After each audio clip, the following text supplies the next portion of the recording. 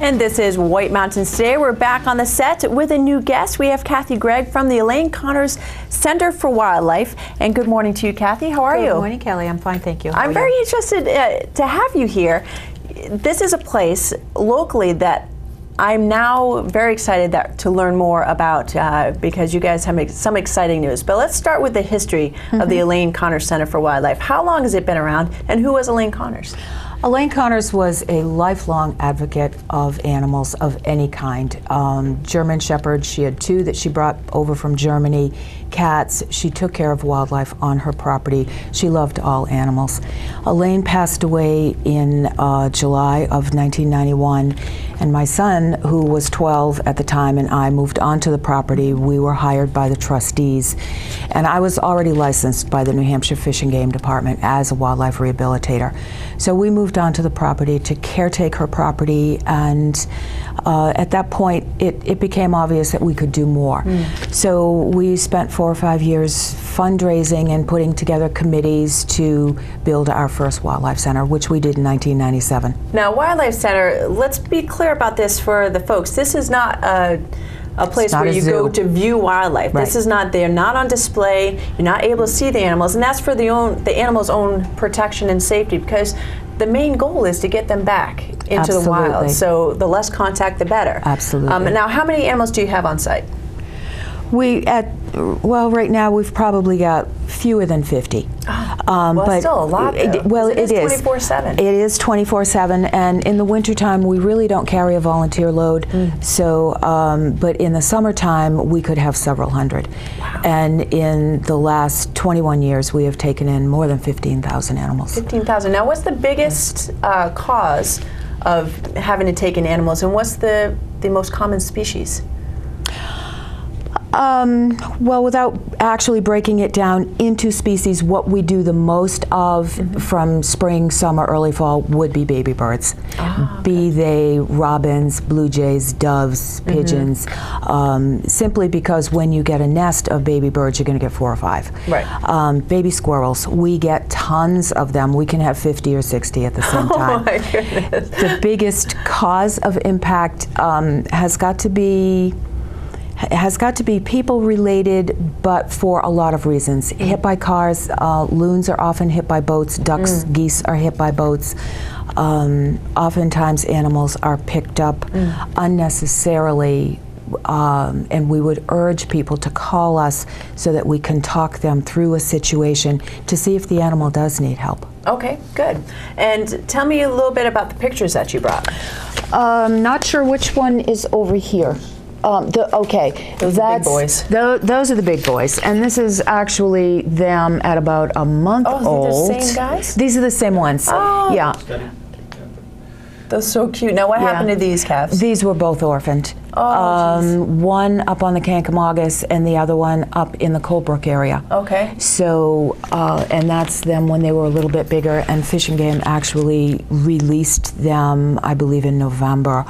A couple of years ago. That must be such amazing feeling for you to see these animals go back to the wild, but also a little bittersweet because you've been in contact with these animals every day. Now, how do you lessen your impact as far as when you're feeding them or caring for them? Because they obviously see you.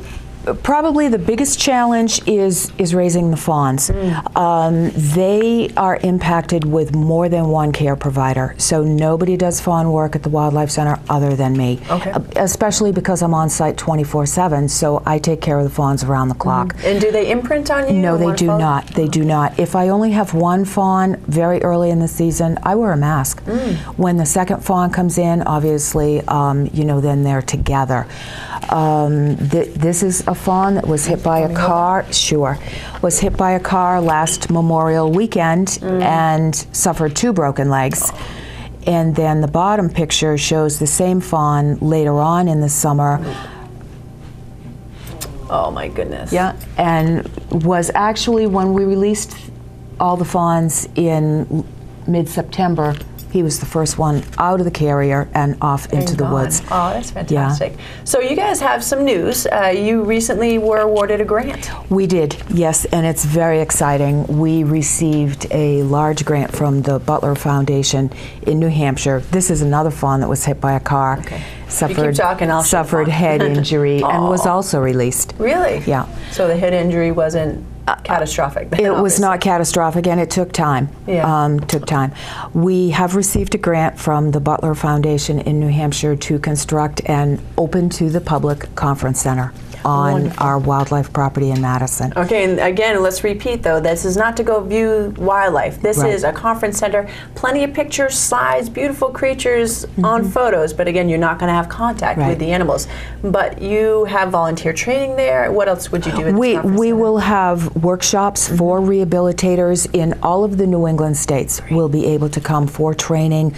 It's a place where the public can come now to drop off an injured animal without us having to drive around to pick it up. Oh, fantastic. All right. Small groups will be accommodated, not large groups, not buses. But the conference center will be completely separated from the behind-the-scenes rehabilitation center. Okay. That's separate great news location. for you, though, the conference center. That's going to provide a lot of people an opportunity to get their certifications, learn a little bit more. Now, how can the general public help the Elaine Conner Center for Wildlife? What's the thing you need the most? Donations. Donations. So cash. Absolutely. Donations. Even though we were awarded the grant for the conference center, there are cost overruns in every project. Excavation is costing a little more than what we anticipated, so we do need more funding. We were able to raise $25,000 in 48 hours. Wow. Which we took to the Butler Foundation and said, you know, look what we did. And I think that helped us to get the grant. Well, great. Well, so if people want to give, website or do they come by? No, the website is ElaineConnerCenterForWildlife.org, or you can call 367-WILD, and we need volunteers for the summer. Okay, and what does a volunteer typically do? Mostly to take care of the baby birds. No experience is necessary. We do our training sessions next month in April. They will receive training. Even if they don't have a 4-hour shift, they can come by and help do food prep, laundry, floors. It does. All right. Well, Kathy, thank you so much for not only coming here and joining us, but for all the work that you're doing, because it really is. It's tough work. It's rewarding, but it's tough work as well. So I appreciate it. Thank you. All right, folks, we have a few more minutes left. We're going to do another Watch and Win and take another brief look at the weather, so don't go away. Sean